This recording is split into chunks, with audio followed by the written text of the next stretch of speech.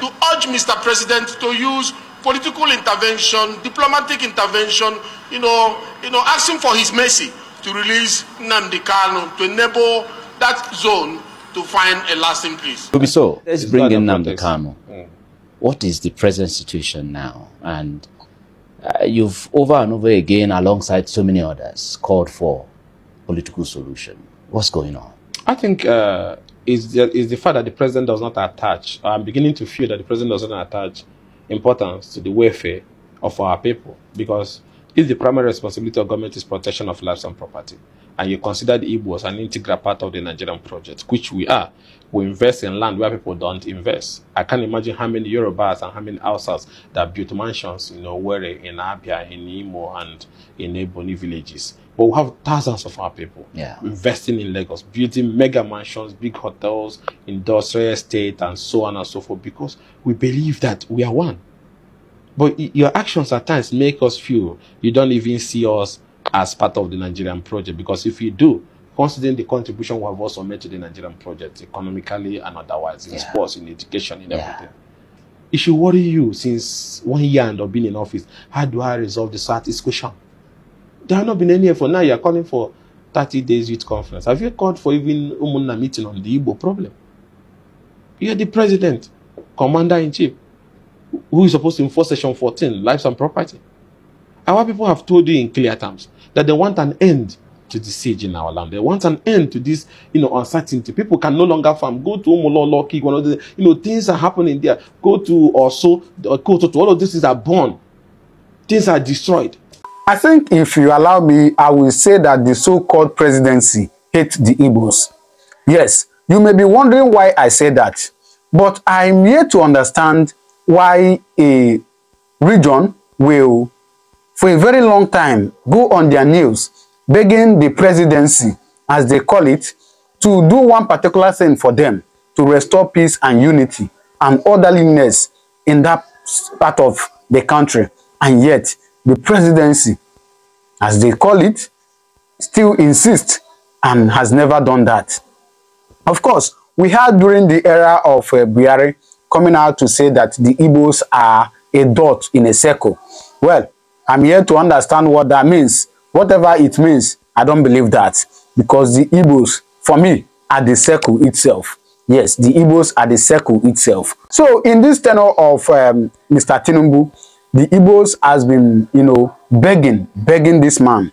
I know a couple of them has come out in the open to make, videos to say that they have been begging the president to do this particular thing for them, so that there will be peace, so that there will be unity once again, and so that, things will be restored normally in the southern east of Nigeria. So, but yet the president is here to do that for them. Don't see anything why his continued detention, quite frankly, especially as the law, the courts have granted him bail. Government must obey the law. Rule of law is an intrinsic asset that we must cherish and live with. And I've said I'm going to discuss with every agitator. And I use the same opportunity to play to government to ensure that all those who are in similar conditions are released and discussed with. We're a democratic government. We shouldn't be doing things that are arbitrary and not within the law. What does that tell you? That the president actually does not want peace in that part of the country, regardless of whatever condition that this young man is given. I believe there's a political way to solve that. So you will also hear this Honorable Ikenga Imo, who has also spoken and has also confirmed that word of the hate the presidency has on this Igbo nation by not hearkening to their cry. So please, I will allow you to watch the video now. But please, as you're watching it, of course, our tradition, don't forget to subscribe if you have not subscribed. And if you have subscribed, please join my membership, because there I'll be dropping some, important videos, all right? Nigerian project, which we are. We invest in land where people don't invest. I can't imagine how many Yorubas and how many Hausas that built mansions, where in Abia, in Imo, and in Ebony villages. But we have thousands of our people investing in Lagos, building mega mansions, big hotels, industrial estate, and so on and so forth, because we believe that we are one. But your actions at times make us feel you don't even see us as part of the Nigerian project, because if you do, considering the contribution we have also made to the Nigerian project, economically and otherwise, in sports, in education, in everything, it should worry you since 1 year and of being in office. How do I resolve the Southeast question? There have not been any effort. Now you're calling for 30 days youth conference. Have you called for even Umunna meeting on the Igbo problem? You're the president, commander-in-chief, who is supposed to enforce Section 14, lives and property. Our people have told you in clear terms that they want an end to the siege in our land. They want an end to this, uncertainty. People can no longer farm. Go to Umulolo, things are happening there. Go to also, go to all of these things are born. Things are destroyed. We are dealing with our own brothers. We are dealing with a bag of people. We are dealing with military officers. We are dealing with a lot of issues down there. But there have not been any national consciousness, national effort to now bring our people together. Our people have also said in clear terms that as part of that show of good faith, as that part of that opportunity of, like a father who wants bring everybody to the table, that obey the judgments of court. I think for the fact that they have won in court, even when they didn't even have confidence, when they didn't have confidence in the judicial process, they still went through that adjudicatory process and they won. You obey it. That's the least you can do by granting Nnamdi Kanu the bail or releasing him. And Section 174 thereabout was very clear on the powers. So what are we waiting for? The Attorney General can issue nullity. So the president, he has the powers to discontinue and terminate that legal proceeding. Justice Nyako, before the last judgment, agreed to a political solution and gave extended time, almost 3 months, so the government can now file. But the federal government never started that engagement. That shows hate. That shows lack of concern and care for the Igbos. The court, your court even said, go back and find a political way and I'll wait for you people. Waited 3 months, only for us to come again. Nothing. That made them to say, okay, since your orders are not being obeyed, you don't want to do anything, we don't have confidence. The woman have recused herself from the process. A new judge will come up. But this matter have lingered for over 2 years or thereabouts. Yeah. So, allow that all over the world is done. Yeah, of course. We are not Hezbollah and all those other people. But is it you are not asking now, ceasefire Israel, let's go back to the table. Yeah. Even when some of them are murderous gangs that we know. True. Our tribe is not a murderous gang. All you need is a political solution to address things that originated from age-long injustice, which everybody knows. We have been treated like we are second class in a country we have invested so much. Is it a lie? That we have some of our leaders who don't want to speak in defense of our people. Doesn't take away the fact that our people also know that we have been treated unfairly. In a place we have confidence, in a place we have invested. That is what leads to this agitation. And now discussing and finding solutions to those issues starts with releasing Nnamdi Kanu, and then you go to the table. And every stakeholder, town union, governors, elected representatives, church leaders, then we now say this is the roadmap. Even after the war, when Gowon announces 3R, reconstruction, rehabilitation, and this thing, was it implemented? Integration, yes. Was it implemented? Our people went home with 20 pounds of all their investment. We didn't get to occupy any position in the army. We didn't get to occupy any serious position in the police force. An erosion that is ravaging that very region. Our properties were not returned back up to today. Yeah. Our land were balkanized and divided, like cage them so that they don't rise up again. So those 3 hours were like things that was read at the UN Assembly just for the camera. No, but what are our governors? They came together the other day and agreed that, called for the president to adopt the political solution. Do you think they are doing enough to see that this happens? Or what more do you think they can do? You see, the character of some of these leaders, not all of them, some of them, should tell you that you should not expect much, because what are the process most of them got into office and what are their consistencies and character? These are people who want half of their people to be killed so that they be declared the winners, who can sign any deal with anybody, even if it's the devil, so that they can be leaders. So are they genuine leaders? You may be a legal leader on paper and access to people's money, but But are you really the leader of the people? Do these people have that moral confidence in you as a leader? What more will you want them to do? If they're probably watching now, what do you think they can take from you? They should behave as a people leading a people. They should ask themselves, are they leading the people? In the first place, before Nnamdi came, if there was leadership, if there was a direction, it wouldn't have come. Would people have followed? No. Because there was no leadership. He felt it was a vacuum. Some of them doesn't want to say a word because they don't want to have issues with the government. Some of them have corrupt past. They feel that government will cover them. So if they want to ask a question, they may look at the other way against them. So they are not really, most of them. I'm not all of them, most of them. Because the electoral process was bastardized. So anything can creep into public position today. Forgot one senator told you that those he used to arrest as criminals in the past, they came to Senate and saw them sitting with them. That is the story. The institution, the base, everything is no longer standing strong. So to resolve this issue, like I told you, grant him bail, bring our people to the table. When the Niger Delta issue was there, didn't they, even the vice president traveled to Camp 4. Amnesty was applied. Yeah. Today, Tampolo is not the one holding NNPC security contract. Oh, okay, yeah. It's part of all those harmonization. Yeah.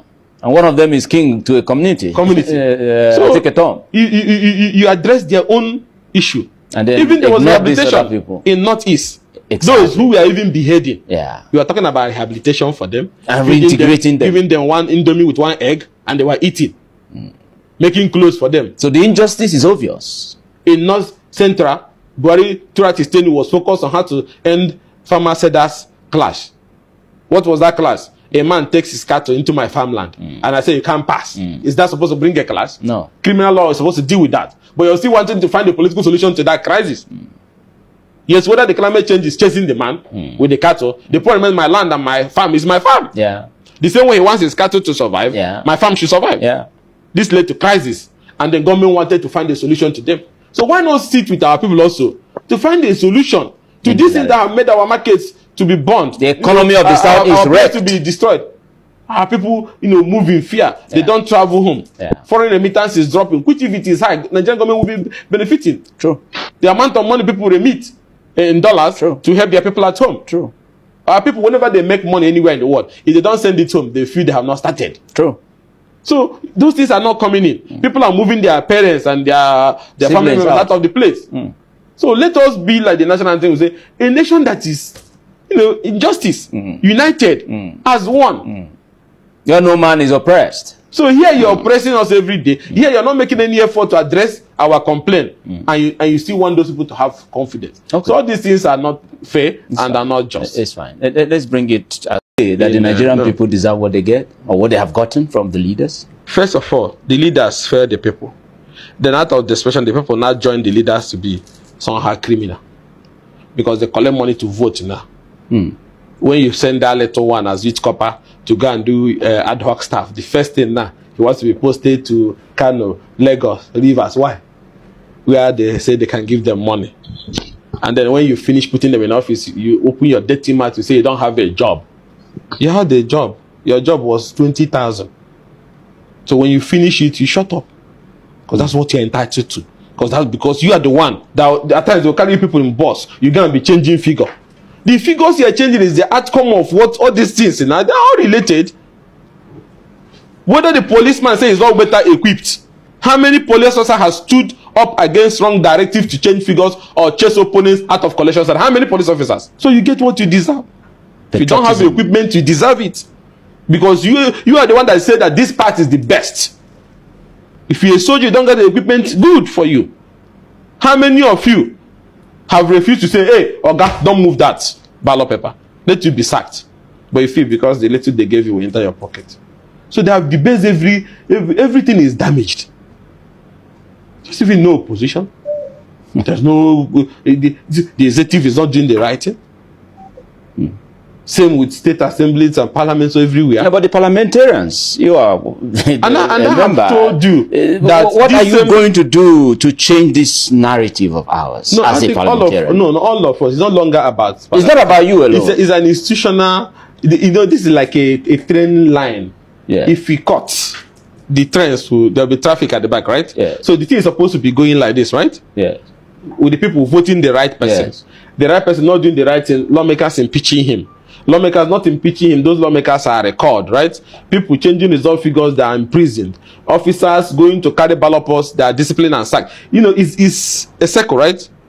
But it's broken completely, left, right, and center. So we're on our own. 100%. It's God that is driving it. That God factor. So after 64 years, what do if you see, one thing I don't like doing is for people trying to be diplomatic. Yeah. You should be ashamed after 64 years that ethnicity is still on the front burner. The religion is still on the front burner. Rigging is still a matter. Sure, those who rig, we call them masters. I don't want to mention names now. If you go to Southeast, you have them there. Go to Northwest, you know them. Those ones who sees themselves as professional riggers. Sasa, there's one that has become an irritant across every part of the country from Sasa. So they do it and they celebrate them as like they're seen as odogus, men who know it. What do you know? Criminality. So people celebrate it like, oh, they know how to change figures, they know how to hype figures. So we celebrate them as heroes. So that is how low we have gone. That we celebrate those things that we know is bad, and then we're looking for solution. Somebody changes figure, and then they call him a master. You know, somebody comes from 4th position to 1st. He's a master. So we celebrate the wrong things, and then we expect to be like Dubai, be like London, be like America. Be like the developed world. Even be like Ghana. That so Ghana part is quite demeaning, if you ask me. No, how can it be demeaning? Yeah, it is. Because just Ghana. Just yesterday here, Ghana was chased out of this country. Are you not seeing the foreign inflow of investment there? Are you not seeing the property market? The apartment systems and whatever they have, and the foreign exchange they are receiving. Are you not seeing regional and international companies docking there with their headquarters and selling their products into Nigeria? Go there and see Volkswagen, Nissan, all of them are just by the side there. Dunlop left here and went there. They're there now. Michelin left here and went there. So why are they not here? You change your laws, your tax system is not clear. Politicians put politics above everything in that. They don't discuss health, they don't discuss education, they discuss the health thing you can get. They scrape on road and floor it, and that's all. To them, that is sustainable governance. So you've watched it. So what do you think? Do you think the president should just hear our cry and release Nnamdi Kanu? Or do you think that you should still hold him? But anyway, the truth is that holding him will not and never bring peace in Nigeria or in the southern east of Nigeria. So the best thing for me is for the president to, you know, hear the cry of us, hear our cry rather, and do this for us.